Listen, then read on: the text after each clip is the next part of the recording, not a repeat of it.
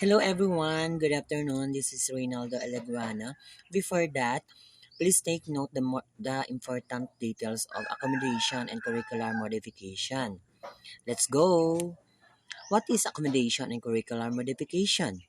Students with disabilities and additional needs who are studying in an inclusive general education classroom may need accommodation in the form of instructional support and other supplementary services.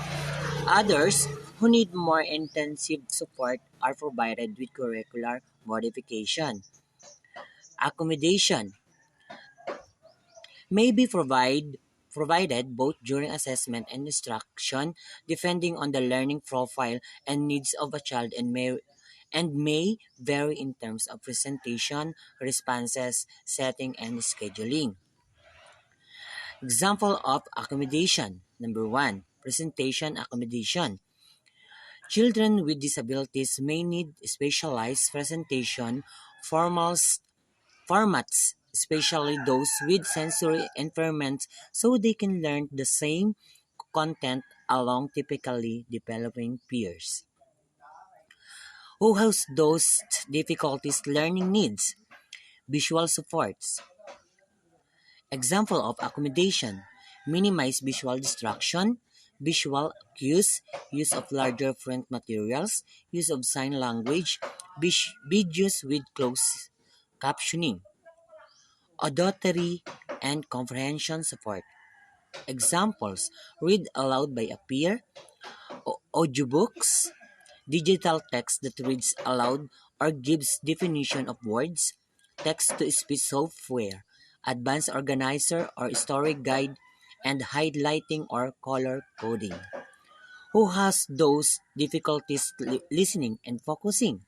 Example: advanced organizer, explicit verbal or visual cues, repeat, clarify direction and important information, note-taking support, and also copy of direction. Number two example of accommodation, response accommodation. What is response accommodation?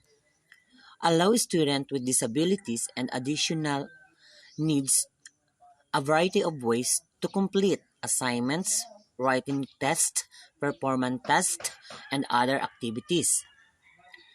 Who has those difficulties learning needs? Writing difficulty. Example: different size diameter of pencil. We can marker or crayon. We can pencil or pen grip.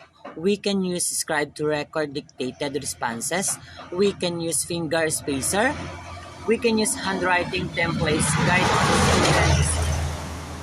student desk.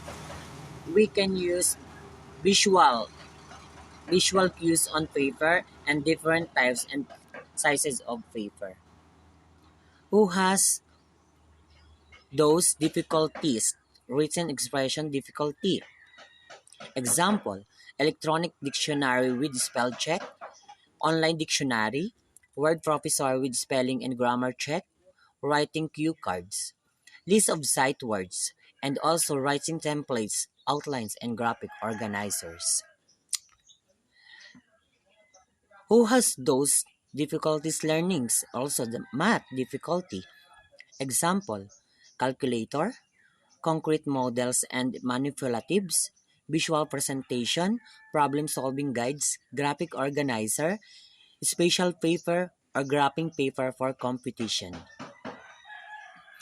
Example number three, setting accommodation. What is setting accommodation? Changes in the location of condition of the educational setting or environment may be necessary from a student who needs support in terms of behavior, attention, and organization of space and materials.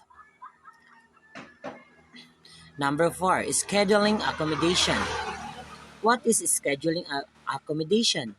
Students with slower ability in processing information and direction will ask with focusing issues may need this type of accommodation. Who has those difficulties? Example: extending time or assignments and assessment, providing breaks in between tasks, providing a visual schedule or a checklist of individual responsibilities, providing predictable routines and procedures, and also providing an electronic device with alarms and cues. That's all. Thank you for the listening.